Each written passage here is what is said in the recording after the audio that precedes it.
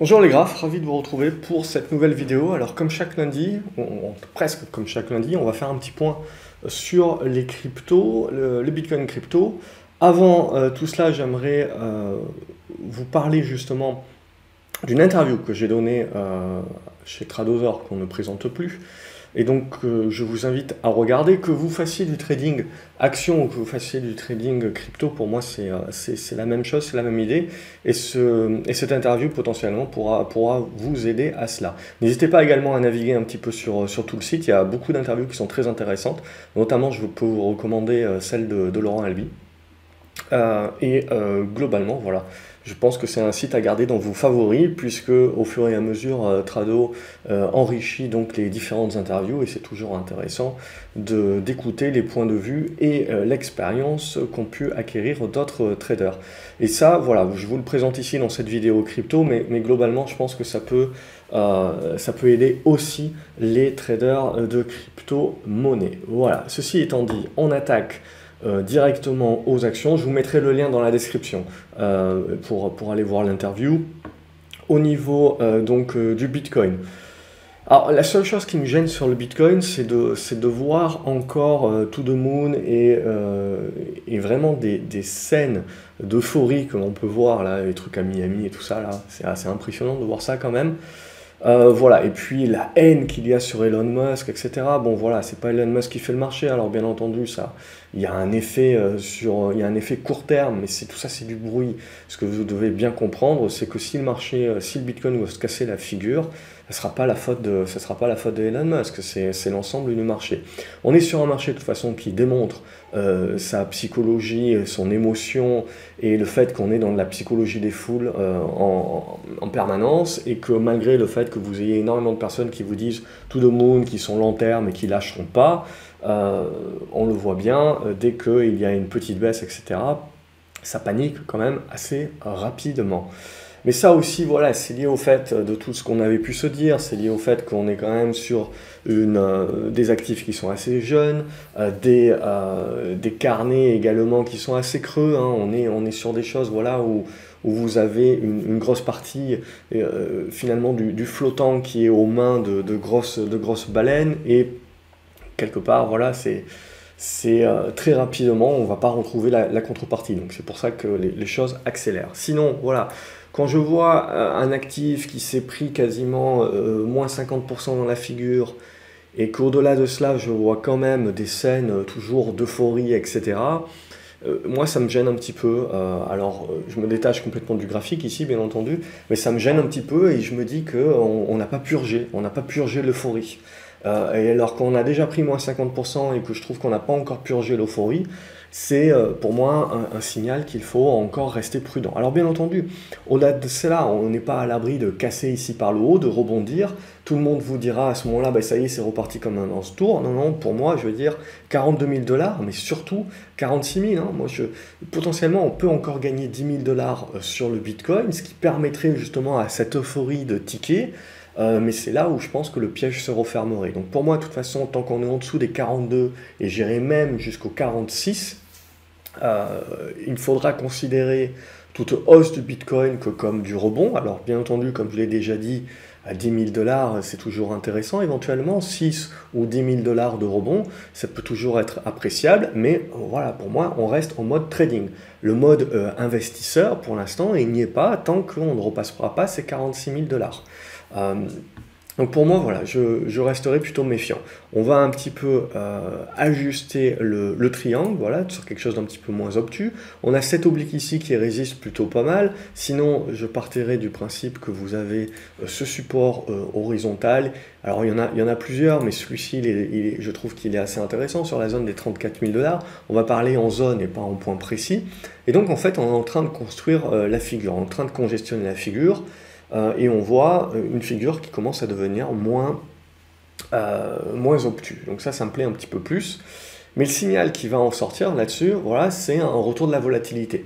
Alors pour moi, ce qui va beaucoup m'intéresser, c'est si on en sort par le haut. Parce que ça m'intéresse beaucoup. Pourquoi? Pour la psychologie des foules. Parce que dès que ça va sortir par le haut, ça va repartir en mode euphorie, en mode to the moon, etc. Et pour moi, c'est là où ça va être intéressant, parce que les niveaux graphiques commencent à être assez clairs sur le Bitcoin, et tout le monde, je pense, va vous parler de ces 42 000 $. Et donc, ce qui, moi, m'intéresse beaucoup, c'est quand le marché se met à jouer avec le consensus. Et donc, du coup, juste pour se faire plaisir, je verrais bien une cassure par le haut, une cassure des 42 000 $, pour aller chercher notamment cette zone des 46-47. Ce qui permettra, je pense, au marché de piéger beaucoup de personnes sur ce niveau-là, globalement. Sinon, voilà, ça c'est le scénario un petit peu piège, c'est le scénario qui serait un petit peu ce qu'on appelle le bull trap. Donc comme je vous l'ai dit, pour moi, il y a un premier niveau ici sur les 39 000 à percer. À partir du moment où on cassera les 39 000, on pensera aux 42 000. À partir du moment où on passera les 42 000, on passera aux 46 000, 47 000. Mais pour moi, sur ces 46 000, 47 000, c'est là où je redoublerai de prudence si on y va, alors que ça sera certainement là, sur ce niveau-là, à partir du moment où on cassera les 42 000, qu'on verra une effervescence revenir un petit peu sur les cryptos comme si de rien n'était. Mais c'est justement ce point précis-là, pour moi, où il faudra faire attention. Sinon, graphiquement parlant, tant qu'on ne casse pas les 39 000 $, c'est plutôt une figure sur laquelle on reste sceptique, c'est plutôt une figure qui a des probabilités de casser par le bas. Si ça casse par le bas, par contre, le fait que, vous le voyez, le rebond quand même, le rebond technique que l'on a effectué par rapport à une baisse, on l'a vu, de 50%, n'est pas énorme, hein. On a regagné 10 000 $ sur les 30 000 perdus. Donc un tiers de retracement, ce qui prouve que quand même, malgré, comme on en avait dit la semaine prochaine, malgré le fait que vous avez toute cette euphorie, cette effervescence, ces arnaques également, hein, vous voyez les bimbos, etc., tout le monde qui vous explique qu'il faut acheter des cryptos, etc. Bon, tout ça, c'est quoi? C'est uniquement pour vous pousser à passer les ordres, c'est pour vous pousser voilà, vers des sites qui sont des scams totaux. Bon, on est en plein là-dedans, mais moi, quand je regarde le graphique, bah, clairement, je veux dire, voilà, pour moi, c'est un graphique qui démontre que quand même, malgré le fait qu'on voit toujours beaucoup d'euphorie, je ne vois pas les acheteurs. Alors peut-être qu'ils sont nombreux, mais ils sont avec des petits ordres, et donc ils sont petits par rapport à l'ensemble du marché, et à ce stade-là, on voit que c'est quelque chose qui reste faible. Donc, quand on a une correction de 50% qui n'est pas capable de retracer au minimum la moitié du mouvement, voire plus, c'est quand même que le retracement est faible, c'est quand même que le mouvement est faible et que le risque, hein, évidemment, c'est qu'on lâche par le bas. Et si on lâche par le bas, eh ben, la défiance sera d'autant plus forte et c'est là où on va toucher l'euphorie que l'on trouve encore, c'est là où on va casser cette euphorie-là, cet espoir, etc. Et c'est là où ça risque justement de dégommer assez rapidement. Alors on avait parlé de cette zone des 29 000 $, qui reste un niveau de support, mais on le sait bien, sur le Bitcoin, les choses peuvent aller très vite. Et pour moi, voilà, si les 29 000 $ ne résistent pas, très rapidement, je veux dire, on peut reparler des 20 000 $. Donc je garde ça en idée. Donc vous l'avez compris, on est dans quelque chose où c'est quelque chose où on est en attente, hein. Donc il ne s'agit pas là d'anticiper et de dire ça va remonter ou ça va baisser, on n'en sait strictement rien. On est dans des niveaux avec des probabilités, mais pour moi, la plus grosse probabilité aujourd'hui, c'est de bloquer son capital pour pas grand-chose à ce stade. Donc pour moi, c'est d'attendre éventuellement le signal et de bien confirmer avec soi-même qui on est. Est-ce que je suis trader et donc je vais juste jouer un aller-retour et des décalages, que très bien, ou est-ce que je suis en mode investisseur long terme, etc. Et à ce stade-là, je veux dire, même si on devait avoir le rebond dont je vous ai parlé, sous les 46-47, je ne vois pas de quoi relancer, et même sous les 50. Mais globalement, parce qu'on peut faire des mèches, bien entendu. Donc, mais l'idée, c'est que je ne verrai pas de quoi durablement relancer la tendance haussière sur le Bitcoin à ce stade-là. Et pour moi, ça va demander très certainement plus de construction et donc plus de temps à ce stade-là. Et en attendant d'avoir cela et qu'on s'en reparle, pour moi, c'est essentiellement un marché de trading actuellement. Donc voilà ce que j'ai à dire sur le Bitcoin. Sur le Bitcoin euro, c'est exactement la même idée. Juste pour vous donner les niveaux, voilà, vous allez retrouver cette zone des 33 000. Et le gros morceau pour moi où voilà, on n'a pas de relance de la hausse, c'est tant qu'on ne passe pas ces 40 000 euros sur ce graphique en Bitcoin euro. On va regarder quelques autres crypto-monnaies. Je pense de toute façon que c'est assez lié par rapport à ce qu'on avait la semaine dernière déjà. Vous voyez Aave par exemple, c'est toujours la même chose, donc cette congestion ici, et donc là vous le voyez, ce qui serait intéressant c'est de réussir à déborder les 425. Et méfiance, hein, si on commence à lâcher les 270, 290, 270, vous voyez, c'est là où ça va commencer à faire très mal. Parce que là, pour moi, vous le voyez, on a fait la correction, on a fait le rebond au prorata de la correction, et c'est pas un rebond qui prouve vraiment beaucoup de force. Donc là, l'idée, c'est que soit assez rapidement maintenant, on décide en effet de recasser les zones de résistance pour renflouer un petit peu ce rebond-là et se mettre des supports un petit peu, et là ça permet de refaire des plans, etc. Soit on n'y arrive toujours pas, et si ça commence à partir au sud, il va falloir faire très attention, parce que si on casse les supports, ça serait quand même une figure plutôt en ABC, hein. Donc c'est une première baisse, le rebond en B, et derrière vous avez une deuxième salve, donc la vague C, qui est la vague également qui peut être la plus forte. Et sur les cryptos, on sait que ça peut aller très très vite. Donc là c'est vraiment un niveau de congestion que l'on a maintenant depuis la semaine dernière, sur laquelle il va falloir faire très attention. Il ne va pas falloir partir en vacances, en gros, si vous avez des positions ouvertes, parce que ça risque de bouger pas mal. On a le Binance Coin également. On peut le regarder. Binance Coin, il est également en mode rebond. On voit la moyenne mobile 200 avait joué son rôle. Lui aussi, c'est du rebond technique à ce stade, hein. Pour moi, hein, aussi fort soit-il, hein, on s'était dit, hein, le prorata sera important, il y aura de quoi faire, il y aura des jolis gains à faire, 30, 40, 50%, voilà, il y a des choses à faire. Mais pour autant, maintenant, on est dans la phase où, ok, quelle est la résistance qui peut vraiment buter? Éventuellement, il reste encore un petit peu de marge, mais ensuite, ça sera la phase de construction. Cette phase de construction, est-ce qu'on la casse par le haut, et auquel cas, on reprend le bull run sur un nombre de cryptos et sur le Bitcoin, on verra.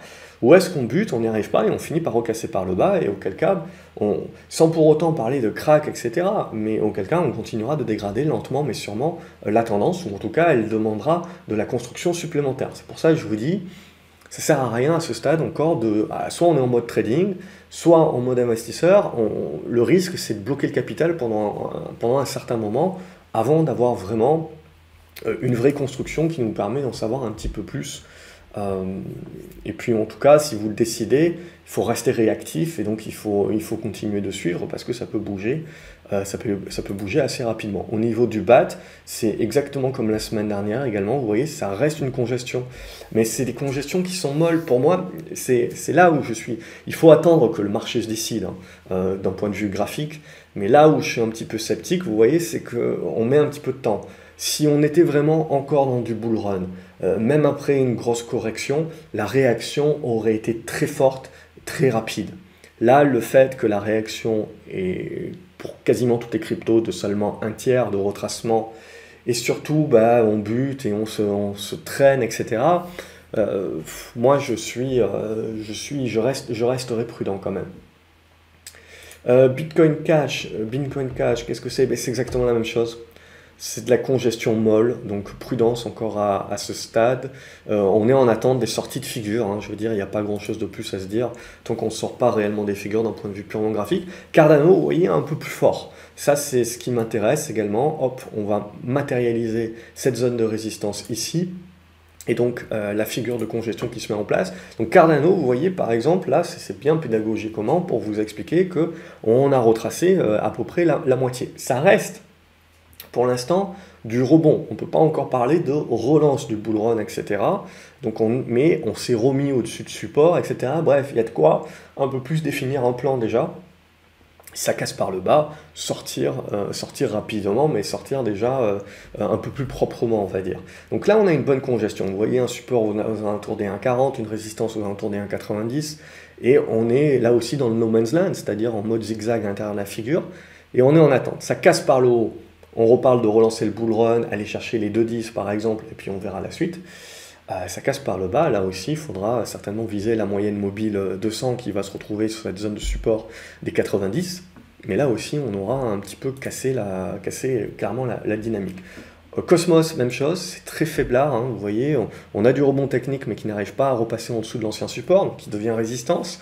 Donc là aussi, c'est faiblard. Dogecoin, voilà, qui fait parler beaucoup de lui, qui tant bien que mal tient, donc je veux dire, pas plus mal que d'autres, et quelque part, voilà, on dirait même mieux que d'autres.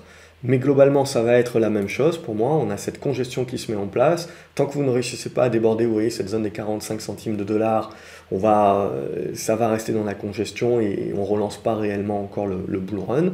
Et à contrario, sous les 28, sous les 0,30, 28, je pense qu'il ne faut pas trop se laisser prier et faire attention à ce que ça dégomme pas tout assez rapidement. EOS également, très faible au niveau du rebond. On voit, on a bien matérialisé ce niveau de résistance sur les 7,88. Donc voilà, c'est assez clair. Ethereum aussi qui continue à prendre de la puissance par rapport au Bitcoin. Lui aussi, je veux dire, l'Ethereum, on voit que ça a quand même laissé des traces, cette correction. Alors, on reste au-dessus des supports, au-dessus des 2000, 2200 dollars. Et maintenant, l'idée, c'est de dire, voilà, il faut avoir de la force assez rapidement maintenant pour réussir à breaker. Parce que plus ça dure, et moins c'est bon. Là, il va falloir casser assez rapidement pour la plupart des cryptos, parce que sinon, c'est un signal de faiblesse. Ça veut dire que on est dans cette tentative de rebond et à chaque fois, les vendeurs sont là. Donc on bute contre les résistances, les vendeurs arrivent à les défendre et on n'arrive pas à franchir. Si ça dure trop longtemps, c'est un signe de faiblesse. Il faudra faire attention. Ethereum classique, c'est la même chose. Pour l'instant, tant qu'on n'arrive pas à déborder, vous voyez, cette zone des 75 ou 80 dollars, ça va rester compliqué et on se méfie le jour, évidemment, où on lâche les 50 dollars par le bas.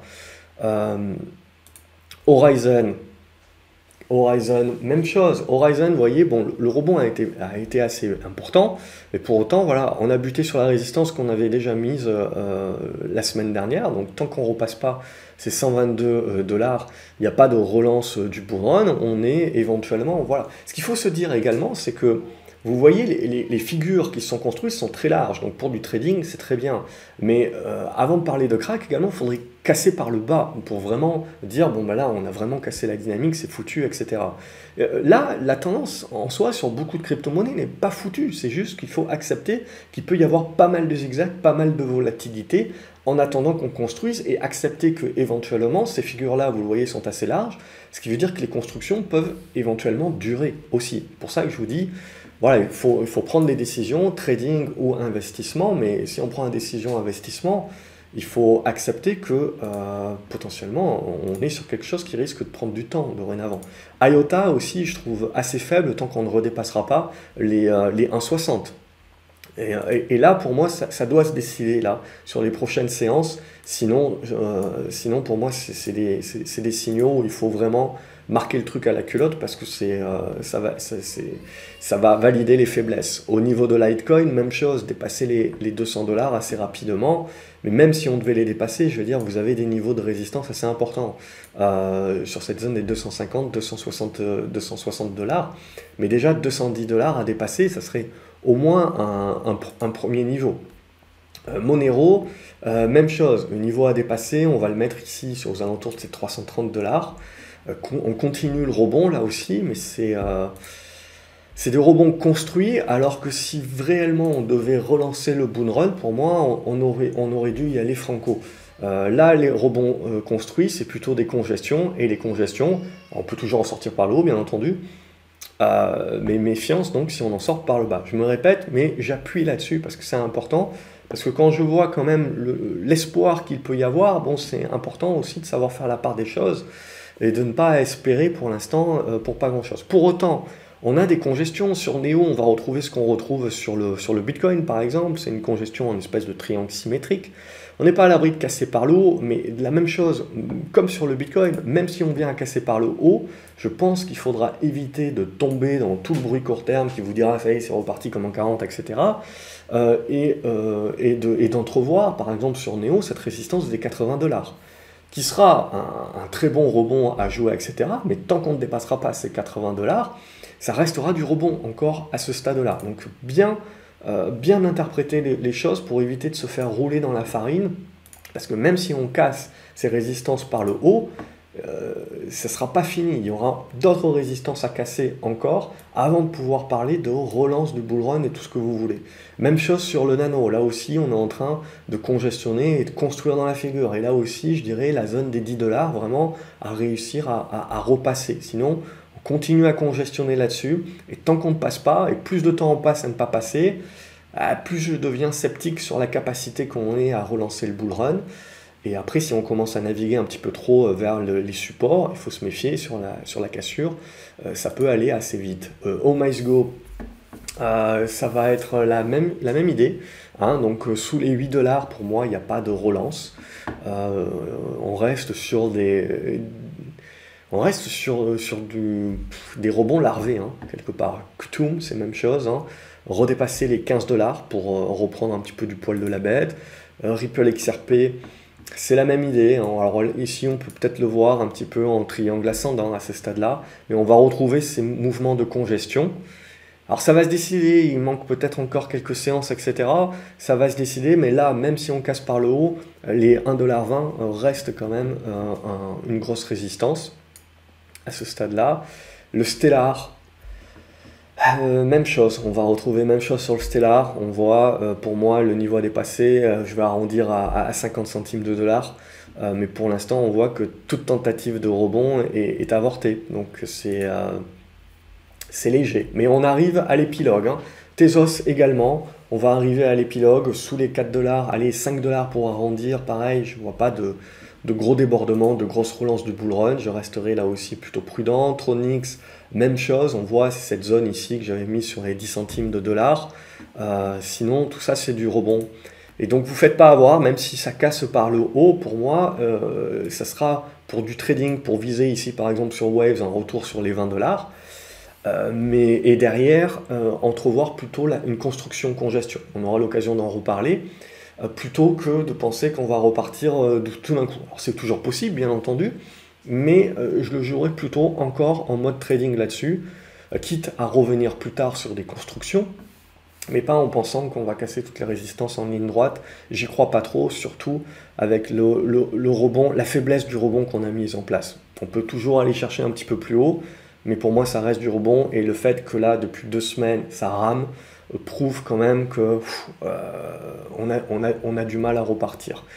Et le Zcash, même chose pour moi, même si vous cassez cette petite oblique ici sur les 180 $, ce qui serait pas mal, cette zone est 230 $, là reste résistance à ce stade, hein. Ensuite, on peut regarder quelques actions qui sont liées de près ou de loin à la blockchain. Alors on peut regarder Atari. Atari est en train de construire une figure aussi. Globalement, ici, on voit qu'on a buté aujourd'hui sur une oblique descendante. Alors on peut le voir en biseau descendant. Pour relancer là aussi la hausse, il faudra casser cette figure par le haut.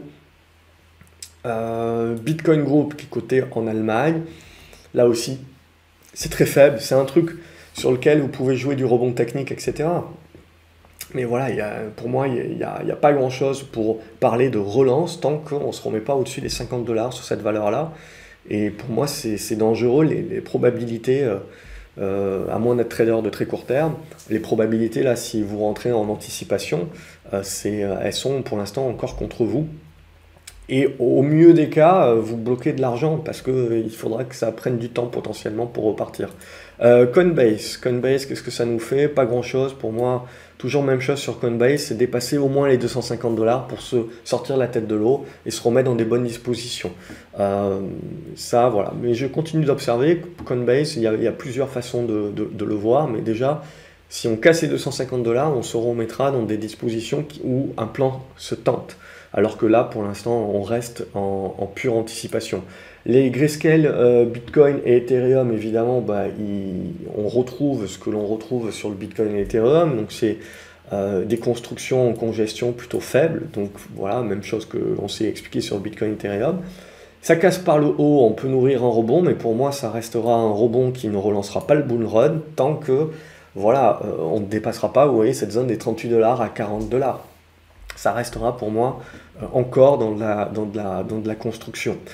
Grayscale Ethereum, même chose, ici on a de la congestion, on n'est pas loin d'éventuellement tenter la sortie par le haut, ce qui permettra un rebond. Mais là je mettrai la résistance sur les 33 $, éventuellement, 33, 34 $, avant de s'exciter sur voilà, le retour du bull run, etc. Ce genre de choses, quand je vois ce genre de choses-là, ouais, je fais plutôt attention à mon risque, hein, qu'à mon potentiel de gain. Donc attention à la taille de position et à ma réactivité pour lâcher la position très rapidement si jamais ça casse par le bas. Parce que ça peut aller très très vite bien entendu, et éventuellement sur Ethereum, vous voyez, alors ici c'est le grayscale, mais on voit des niveaux aux alentours de la zone des 20, 19 éventuellement, qui peuvent être ensuite rapidement. Je vais sauter les toutes petites capes, parce que c'est exactement la même idée. Alors il y a Microvision, elle, qui a bien remonté la pente. Ça par contre, vous voyez, vous aviez la congestion ici, pam, ça break, et on avait une autre résistance qu'on pouvait mettre aux alentours de cette zone des 18,70 $, et on l'a cassé. Mais là, voilà, ça c'est typiquement, il y avait une congestion qui avait mis le temps aussi, mais l'avantage c'est que quand vous avez eu la cassure, je veux dire, très rapidement, vous voyez les chandeliers qui se mettent en place, on a la cassure. Donc ça, si on croit, si on croit encore aux tendances haussières sur les crypto-monnaies, etc., le Bitcoin, tout ce que vous voulez, ça, c'est ce que vous voulez voir dans les toutes prochaines séances. C'est-à-dire que vous ne voulez pas voir de l'hésitation, vous voulez voir séance après séance que ça envoie. Et ça sera véritablement un bon signal. Donc globalement, Microvision, ça doit être l'exemple même de ce qui doit être suivi là dans les toutes prochaines séances, parce qu'il ne faut pas trop tarder non plus, parce que comme je vous l'ai dit, là maintenant si on tarde un petit peu trop, plus ça tarde et plus le doute s'empare du marché. Et donc plus ça tarde, plus le doute s'empare du marché, plus si ça casse par le bas, le marché aura eu le temps de douter, et donc derrière vous rentrez là aussi dans les émotions où tout le monde croit que ça va se casser la figure. Et c'est quand le marché, moi je veux arrêter de voir les bimbos, je veux arrêter de voir les mecs qui hurlent fuck Elon et derrière qui les Anonymous, etc. Moi je veux arrêter de voir tout ça et plutôt voir les gens qui dépriment et qui disent ça vaut rien, ça vaudra jamais plus rien. Et je veux voir, et on veut voir finalement les gens qui n'y croient plus. Et ça sera véritablement un moment pour vous dire, bon, là, on a peut-être atteint un niveau de réaction. Là, le fait de perdre 50%, mais quand même de continuer à avoir toute cette euphorie, etc., et de voir que le rebond, ça rame, ça a du mal, alors oui, on va peut-être finir par le casser par le haut. Oui, il y a peut-être des news qui vont sortir, tout ce que vous voulez, qui vont permettre de redynamiser tout ça. Mais à ce stade-là, à l'instant T, pour moi, il faut rester prudent à ce stade, et on n'a aucun signe globalement. On est dans les figures de congestion, il faut attendre que ça sorte par un bout ou par l'autre. Voilà globalement ce qu'on peut se dire. Il y avait deux blockchain group aussi, celle-ci qui est cotée sur Euronext, mais on va retrouver la même chose. On a eu un bon rebond sur la moyenne mobile de 100, on bloque sur la résistance, et maintenant, voilà, ça aussi c'est un bon exemple de ce qu'on veut éventuellement voir. Voilà, vous avez le rebond, et là maintenant il y a la construction. Si cette construction, on la relâche par le bas, c'est terminé. Ce qu'on veut voir, évidemment, c'est la sortie de cette construction par le haut. Et donc, c'est ce que je vous dis, de faire attention en mode investisseur, si vous y croyez, de ne pas bloquer votre capital pour rien en attendant un signal qui n'y est pas encore. C'est que vous voyez, on peut zigzaguer et on peut construire pendant pas mal de temps avant même de donner le moindre signal de reprise. Donc ça, c'est une question derrière de volonté d'être un petit peu dans le timing ou pas. Donc pour moi, ce marché crypto, il est toujours à diviser entre du trader qui a de quoi faire parce qu'il y a des écarts entre les figures dans les congestions et qui peut avoir les moyens d'être réactif quand on va casser par le haut ou par le bas. Et pour moi, la cassure par le haut ou par le bas, ce ne sera pas la fin du monde. Si on casse par le haut, je ne pense pas qu'il faudra encore reparler du bull run, comme je vous l'ai expliqué. Je ne pense pas qu'il faudra dire encore to the moon. Hein. Il faudra faire attention que ce ne soit pas un piège. Et je vous ai montré les différents niveaux de résistance pour moi qu'il faudra surtout casser pour vraiment relancer le bull run en mode microvision, en gros. Et si ça casse par le bas, il faudra s'attendre en effet à ce côté dépressif du marché et ce côté doute, et c'est là, et le fait qu'on ne voit plus les bimbos, etc., tout le monde qui essaye de vous pousser à l'achat pour récupérer des commissions ou de vous arnaquer, etc., avec évidemment des logiciels, des trucs, des machins où ils se tireront avec la caisse.